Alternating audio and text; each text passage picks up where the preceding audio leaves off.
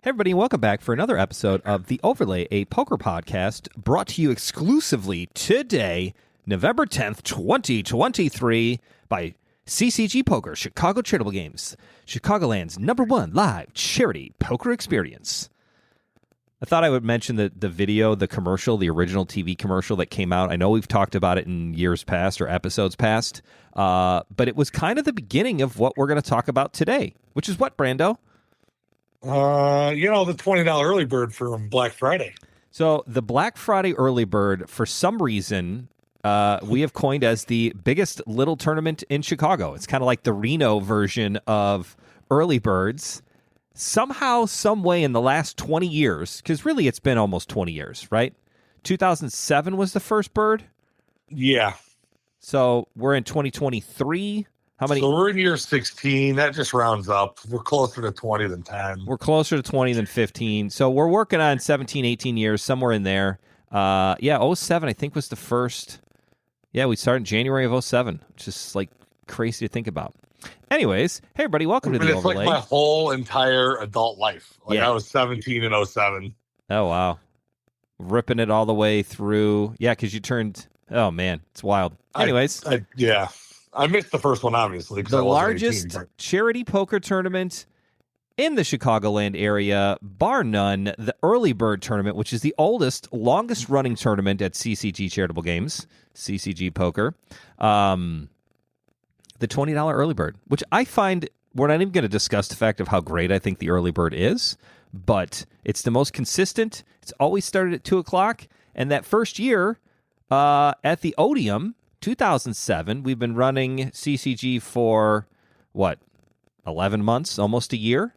Right. For the first Thanksgiving weekend, and obviously there was no event on Thursday, and then there's this Friday event at the Odeum. I believe we were there the whole weekend, right? Now, this is back in the day when poker was just super booming, right? 2007, the poker boom, the original poker boom hit. Online poker was huge. Poker was all over TV. The World Series had the largest World Series at the time. I think those are still some of the biggest World Series, right? 7, 8, 9. Like 05, 06, 07. Those were the golden years. Like the Hashem years and the post Moneymaker, just explosion effect. Poker was everywhere. And I always say this because I find this to be just like the most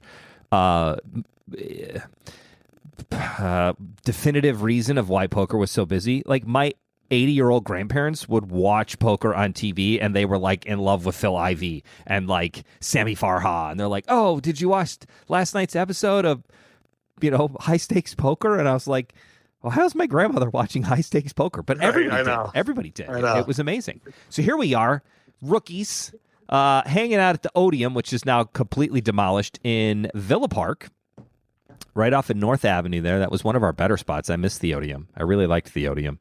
They were nice people there, and at times. Random indoor soccer spot. We ended up getting there, do the Black Friday early bird.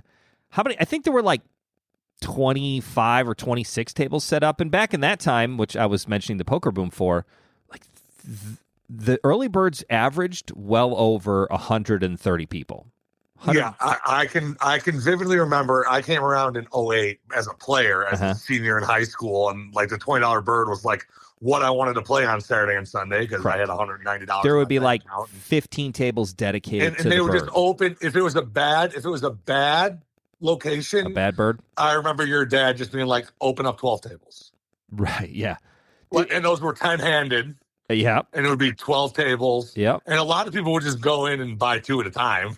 Yeah, because they didn't want to have to wait in line. Days when we didn't really have TDA rules or, established like, oh, it's probably not the best idea to sell 40 double seats to these people that are going to have them in their pockets. Right. But it was 3,000, 12 minutes, no add-on. No add-on. It's like the Action Jackson. You're all in. You didn't want to have to wait, or you didn't want to have the tournament sell out. We still blinded off all the seats. Mm-hmm. So you didn't want to, get a there was no late entry.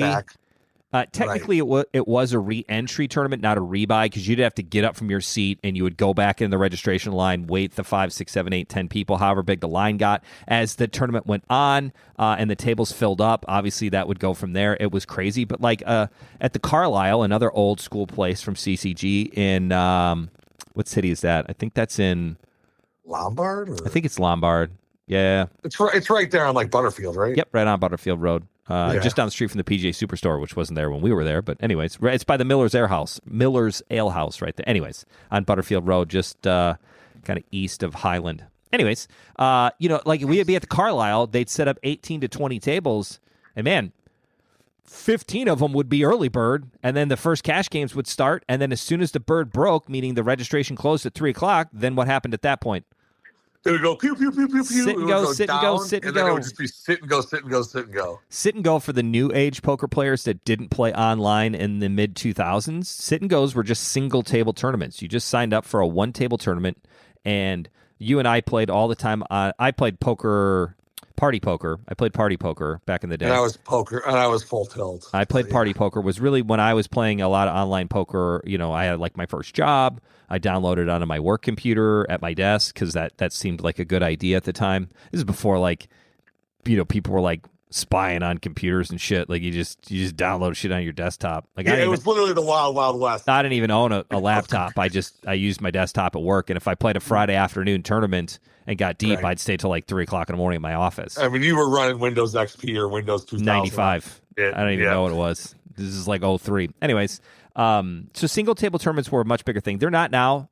Also, back in that time, there was no like 4:00 tournament. It was like the 2 p.m. bird and then like a 7:00 deep stack. And there was nothing in between because that filler between when you got busted out of the bird was just these single table tournaments. They would just fire all the time, 25s, 50s, and 100s, and they would just rip and have such a good time. So it was a little bit different poker setting in the mid 2000s. I keep saying early, mid 2000s.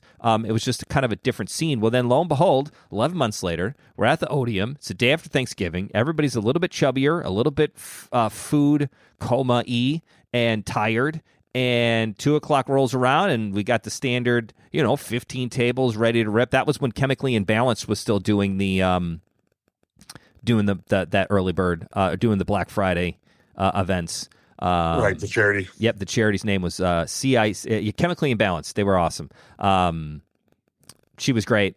And, she's setting up like 15 tables to sell, and they start selling seats, and they start selling seats, and they start selling seats, and they start selling seats, and they start selling seats. And then she's like, hey, I think we're out of tables. And it's like 1:30. And I was like, nah, that can't be right. And then I start looking at the line, and the line is literally the entire length of the entire banquet room out the door. And there's maybe down that ramp. Yep, like 60 people in line, and she's already sold 150. And next thing we know, like all 20-something tables are ripping the bird. And that first early bird in Black Friday of 07 just went from like, it was just a thing that happened. Like it was a perfect storm. Nobody knew it was going to happen. Never didn't. You got to remember, sorry to interrupt. Go ahead. This is like prime beginning of Black Friday shopping. Like 07, this is when Circuit City and Best Buy and everywhere's opening up at I didn't even think 5, about that. 6 a.m. So this is like the beginning of that. You're right. So it's like kind of that's when it was born. Not to sound sexist, but this is 2007. Remembering, I remember a lot of the guys that we would talk to because again, poker is predominantly I would say the demographics. Thank 85 to 15. 85 15 or male. Yeah, and that's back now. Then, it might even have been 95 back then. Yeah, I mean it was a much more male heavy. Demographic that came to the events, although most of the women played better anyways, but that's neither here nor there. I think it was a lot of guys were like, yeah, my wife went to Best Buy or shopping or doing all the Black Friday, like heavy, hard duty shopping.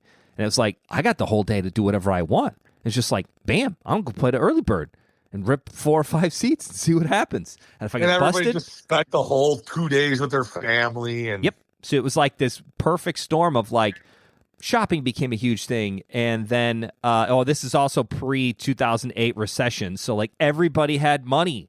Like the economy was booming. It was great. I forgot about that too, as we're both economics majors. I mean, the economy was huge. All the pieces fit for this wildly busy tournament, and a normal, 120 person average tournament doubled into like, I think that first one was like 250 something. Right. And then we kind of sold it the next year. Right. Then we used that ammo as we're just going to, promote a better event. The biggest day of the year. It's the biggest bird of the year. It's the Black Friday early bird. It's crazy. And I think the next year it peaked over 300. Right. And then Brandon and I were just before the podcast, we were talking to try to remember kind of the locations we've been to. It was at the Odeum for the longest time. I think 07 through 12. Yeah, so that's 7, 8, 9, 10, 11, 12. Those were my college years. I would be in from Thanksgiving break, come and deal the bird, and then there would be literally, no joke, 50 sit and goes. Oh yeah, there were so many sit and goes, and people were waiting in line. 20 to 30 players deep would waiting in line to play in a sit and go after the bird had the registration had closed. And again, there was no add-on, there was no break add-on. It was just $20, $20 rips. Everybody ripped 20s until then, and it was wild. It was like the largest it was the largest Action Jackson of all time, because the bird has changed as the kind of poker has changed with the way the buy-ins happen and whatnot. But then everybody would do sit and goes, and there would be 40, 50, 60 sit and goes in a day, which on Black Friday, which is crazy. There would be so many people in line, and they'd all want to know where the next table was going to be. I remember the charity making up a table, being like, "Oh, we're going to be at table 29 next," and everybody would look at the balloons for table 29. And Brando, how many tables do we actually have in the room? 28. 28, yeah, 28. So it was like this horrible thing just to get people to stop following and figure out what was going on, and it was amazing. But you're right. I think the Odeum was the home of the bird. 7, 8, 9, 10, 11, 12, which is like maybe 6 years. And that grew at the Odeum to, we might have peaked at 400. Yeah, we might have gotten to the fours. Most of those from like 08 through 12 were solid 300 players plus, no problem. 25 tables, so 250 players, and just ripping it. It was wild. It was so much fun. And it really is an experience. It's so different than what you're used to playing in the early bird. It's kind of slow and it's easy and it's not a big deal. And, and then it's like just this, it's the action, right? It's just this self-fulfilling prophecy that happens, and it just keeps going every year. And every year it got a little bit bigger. The first year was 250, and then it was like 280, and it was like 312, and then it was like 350, and then it was like 380, and it was like 401. And it just got so crazy in there. But I think it was over 400 players, basically, until we went to the max. And then the max was down, 2013 was down on the soccer field, because they hadn't built the max yet. They hadn't built that bar yet. That bar was just a big slab of concrete walls. Yep, it was just a big cement box. They hadn't actually built it yet. And we did the bird on the soccer field, which was fun, different. Remember Trey and Jake tried to build the new TV stands. And, I remember. And they built it, and then they got done, and they were like, "Here, boss, here's all the extra pieces." Here's all the extra pieces. There's not supposed to be, and it was like a bag full. It wasn't like 4 screws. It was like just a bag of 40 stuff. Screws, nuts, and bolts, and different, like, this can't be right. We're done. Here's all the extra pieces. Yeah. Yeah, this is also before marijuana was legal. So, right. They also partook in illegal activities prior to that. Mm-hmm. It was not a good idea. So 13 was down on the field. I think that took a small dip. I think that was the first time in every year the bird had gotten bigger as from the previous year, even if it was just by 20 entries. Like, it had statistically gotten bigger every single year from 07 all the way to 12. Go to a new location, saw a little dip in numbers. And that little dip in numbers was like 370. Right. And also, I think around that time is when we made the first initial change from like 3K starting stack to 5K starting stack. Yeah. Still, there was no break add-on, but you add those extra 2,000, and it's just like a little bit more chips on everybody's chip stack. It's like anything. You get more chips, the tournament's going to take longer. That's just right, which means math. Less people are going to rebuy, and that kind of played into that a little bit. Then the early bird got moved upstairs to the max once the bar was finished. That was probably 14. Moved up there, and we used that and that. Remember that back volleyball court behind the bar, like behind the cash game area? So you kind of like came up the elevators, and if anybody had been to the max, it was wild. And I think that year, 2014, was when we saw another spike in numbers. Yeah? Yep. that was like 30 tables out on the volleyball courts, and then another like 11 or so 12, in the main room. So it was like 41 tables, and just all 41 tables going. I'm pretty sure we wild. used 35 for the bird those max years. Yeah. And they were selling out. Like I remember pre-selling on PayPal, you'd have 300 pre-sold and then 50 for walk-ins. Yeah. And it was like rocking with 350 at 2:00. And then we'd have rebuys. Re-entries, but yeah, same thing. Yes, re-entries. So then those were like kind of the golden years because we added an add-on at that point. We had a break add-on, and we still went and eclipsed 500. Yes, I think 14, 15, 16, 17 were all at the max. Upstairs, doing that dual room, that back room as well. Not the other side of the gym that everybody remembers in later years. This is the other gym upstairs that ended up got turned into like a CrossFit area gym. Yeah, and they leased it out to another, so we couldn't use it. And then but yeah, those were the years that were in the 500s. 500 entries. Yeah, 535. Crazy. And that does include like the add-ons, the break add-ons. This is just the number of entries before during registration, that hour and 15 minutes, which was bananas. Then I think it went over to Toyota Park for a little while once they built that, they lost that gym upstairs. We were at Toyota Park for a while. Same thing. I think there was a small dip. Anytime you move a location, there was a little dip down. But still, those were still in the 400 pluses. What was the actual peak highest number that you can remember having? 535. And that was at the max and probably 14, 15, somewhere in there, 16? Yeah, one of those years. Yeah, one of those 3 years. But even all of them were still close to 500. Yeah, no, they were all over like 450. And it never got over 600, you're sure? My mind, sure. I might have beat like like I'm exaggerating in my mind. It could have been 5. It could have been 565. It's one of those two numbers, 535 or 565. Okay, we'll call it 550. I think we had 2 or 3 years in a row where we eclipsed 500. Yeah, all at the max, doing that double room upstairs, which was such a great setup. And then they ended up selling that top space into somebody else, so then we weren't able to use it. And then we went to Toyota Park, which was a great spot. At Seat Geek Stadium, was that when it had turned to Seat Geek, or that was still Toyota Park? No, that was still the last years of it. So I think that was like 18, 19. We're at Toyota Park. Yep. And then remember our winter schedule was Toyota Park, and our summer schedule was at the max. So we were probably out of max dates, and we're like, screw it, we're doing it at Toyota. Plus, we got a bigger room now because remember we were able to squeeze like 12 or 15 tables along that windows wall. Yeah, it was wild. It was wild. And then we had the tables in the middle and the cash game tables in the back of the TVs. And then COVID hit. Yep. So then COVID hit. That was 2020. Everybody knows when COVID hit. There was no Thanksgiving weekend events in 2020 because we had closed in like March. We were closed until the summer. And I remember the first day back in July 2nd was my actual birthday. I turned 40 years old, and my wife asked me, "What do you want for your birthday?" And I said, to go back to work. That's all I want. And it happened, and I got to go back to work, which was amazing. Brando turned 30 the month before during COVID, so that was a rough year. You and I experienced the COVID kind of birthday landmark years because I'm a 1980s baby. And 40, you're a 1990 baby. 50.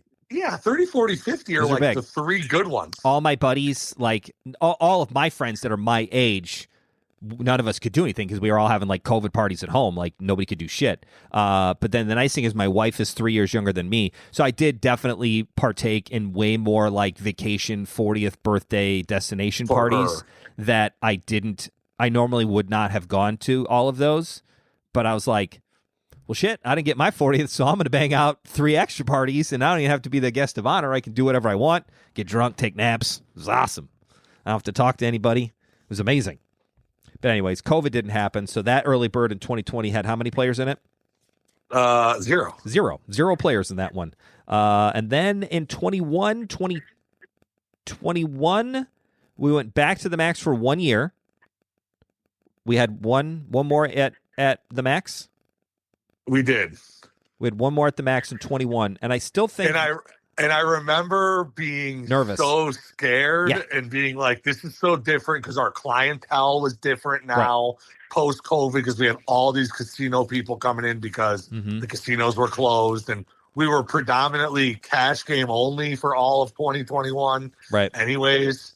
So we had just got like unlocked to be able to even do a big enough. It's still kind of nervous about the fact of like, I don't know, COVID was still so fresh. It was like, I don't even know if 250 people are going to be wanting to be in the same room with each other. Didn't know if people want So we didn't know if it was just going to crush the bird, the Black Friday bird. We didn't know if we would even be able to do it. So we kind of didn't really promote it as like a huge event because we just like let it happen. We didn't really know. It was whatever happened. It was like rewind to 2007. Like, man, it's going to be a regular day. I don't know.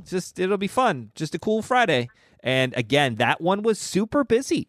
It was. I remember there being like not it was 500. No, but I remember us. It felt so slow because we were so prepared. Yeah, we had 30 tables in the gym. We had dealers. We had 25 tables open, and then it was like trickling in. I remember we started with like 18, 19, 20 full tables, so like 200 to start, which feels a lot slower than 350 when you're ready for it. Again, coming off of the pre-COVID. You had 35 tables all sold out basically to start and 80 people in line waiting to get in. And it's like, holy shnikes, Batman. Like the old day, players couldn't buy in more than 2 or 3 times because physically you could not bust in the tournament, get back in line, wait through the entire line, bust in the tournament, go back in line, get all the way through. Like 3 times was really the nutty players, like the old school, like wild and crazy guys just jamming it on every hand, like, or girls jamming it in on every hand. Like that's the only way you could get in 3 times. So it wasn't like, like those pre-COVID Black Friday birds. I want to be clear. It wasn't like it was 200 players and they just each person bought in 4 or 5 times. And, or you know what I mean? Like that didn't happen. Like, if we had 50 tables set up, we could have eclipsed 700 people. Oh, absolutely. Absolutely. There was so much wasted player time in line. But that did kind of happen in 21. I feel like the post-COVID world did kind of hurt us a little bit. I think we only had like 20 or 22 tables, and we were like, wow, only 22 tables? It was like shocking because I think there were 30 tables set up. We're like, we have 8 extra tables and like 8 extra people sitting ready to go. Like there was no line.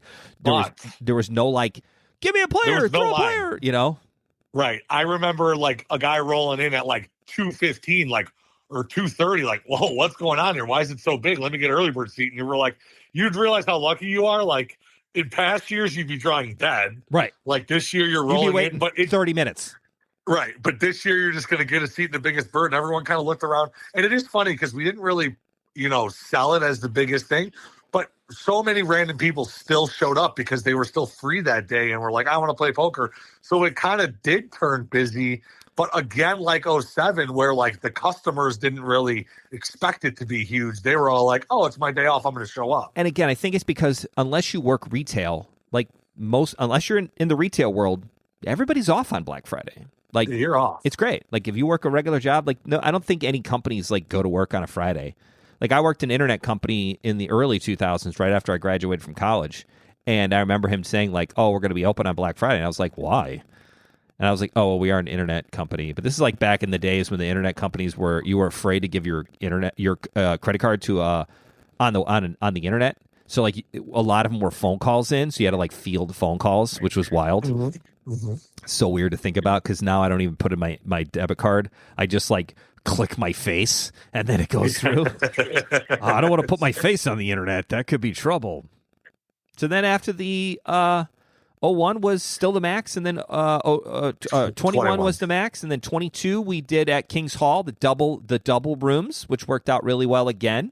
That was a great time. And then I think even last year we still had, I mean, it was in the 380s, somewhere in there. COVID definitely hurt the number of players that got in because it's just maybe now it's so far past COVID, and I don't think that's a thing that people worry about as much. I mean, the people who worry about it are gone. They don't go outside anymore. But at least the ones that are like don't care. or not. It's not a thing anymore. Right. The one basically the ones that still care about COVID aren't really our clients. Aren't really our customers anymore. They're not. They're not people that we are really advertising to because there's just nothing we can do to get them to come out. So no, they're gone anyways. They're gone. They're basically gone. All right, so Black Friday this year, we're going to do our first plug on the podcast. So this is for 2023 CCG Poker. Black Friday is going to be at the Bella Banquets, which is on LaGrange Road, just north of I-55. It's got a huge parking lot. You enter in the side door. You can pre-register at any CCG event from now, Friday, November 10th, up through next weekend. So the next 2 weekends worth of events you can register. There'll be a separate VIP registration area. And by separate VIP, that just means there'll be another table over there that you have to go directly to pick up your seat. You don't have to actually wait in any lines because a lot of people got confused where to check in. So this year we're going to try to make that simpler. You just check in we're going to make the Red Balloon. It's going to be an homage to the sit and go tournaments of the old days. You just go find the Red Balloon. That's where you're going to get your seat for the bird if you pre-registered in 2023. What is Brando over and under? Our favorite bar in Chicago. What do you think the over and under? What's the line that you would make, and then would you go over or under? I'll set the line. You go over and under. How about that? Okay. All right. The line is going to be thinking. I want to get a good line here. So it's harder for you to decide. I'm going to put the line at 300. Okay, what does that sound? Stop that. Oh, whatever you're doing. It's my game show sound. Okay. No, I was just drumming the table, thinking. Yeah, I won't do it anymore. Sorry, everybody. Over and under. The line's going to be 333. 333. That's like half the sign of the beast. I'll take the over on that. You gonna go over? I'm confident. Yeah. I'm feeling a big year. Did I set the line too low? It's like that. You would just keep, we would just keep going up until you could be like 338. I'm like over 339, over 371, under, and then we'd like, yeah. You would just keep going up until I would say under. But I would think 333 is a little bit too low. 350 is probably a better line because 350 is a realistic number of where we're going to be. So, yeah, we'll find out. I think it should be fun. I think the Black Friday early bird has been just kind of a staple for CCG for so long that we don't even think about it anymore. And it's super cool. Even post-COVID, still got a lot of people for it. And very excited to continue the tradition of the eat a bunch of turkey on Thursday, the American holiday, and then rip a great early bird on Friday. So come and see us. Brandon and I will be there. Say hello to everybody. We'll be at Bella Banquets. Thanks for listening to the podcast. Share this with your friends. Next episode will be how to navigate a large field tournament, where did we come up with that idea, Brando? I don't know, probably talking about the Black Friday bird. Probably thinking about the Black Friday bird and how you should change your play when you're playing a large field event versus, say, a single table tournament, which is much, much, much different. Thanks for listening, everybody. Brando, lead us out of here. Farewell. We'll see you guys hopefully today. We'll see you later. Bye.